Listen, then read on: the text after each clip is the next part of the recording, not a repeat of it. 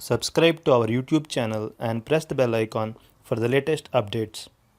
How to zoom into videos on VLC Media Player.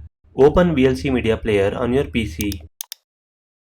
Open a media file that you would like to watch.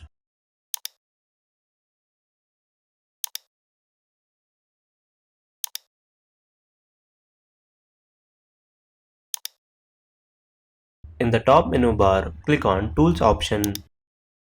Click on Effects and Filters from the drop-down menu. Go to Video Effects tab. Navigate to the Geometry tab under it. Check the Interactive Zoom checkbox. Click Save and Close. The interactive zoom feature is now activated. Now you can see a small picture-in-picture like video on the top left section of your media window.